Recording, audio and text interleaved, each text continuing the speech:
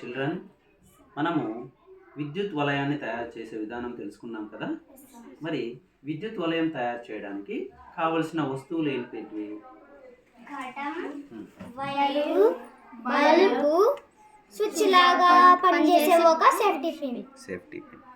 మరి ఈ వీటన్నింటినీ ఎలా అనుసంధానం చేయాలి?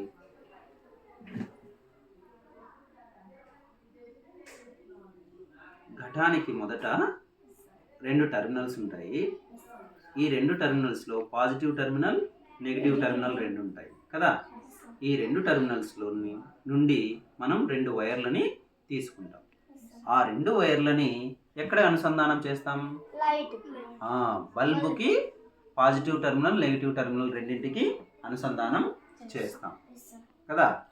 ఈ పాజిటివ్ టెర్మినల్ నుంచి వచ్చినటువంటి ఈ వైర్కి మనం ఏం చేస్తామంటే వైర్ని మధ్యలో కట్ చేసి స్విచ్ లాగా పనిచేయడానికి ఉపయోగించిన పిన్నుని అనుసంధానం చేస్తాం కదా. ఇక్కడ ఈ స్విచ్ లాగా పనిచేసే ఈ పిన్ అనేది ఎలా పనిచేస్తుంది? బల్బు వెలగడానికి. ఎలా వెలుగుతుంది? స్విచ్ కనెక్ట్ చేస్తే వైర్. ఇది ఒకసారి చేయండి.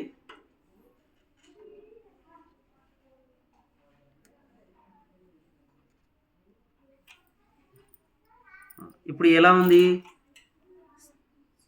స్విచ్ ఆన్లో ఉంది అంటాం. స్విచ్ ఆన్లో ఉంది అంటే సర్క్యూట్ అనేది ఎలా ఉన్నట్లు?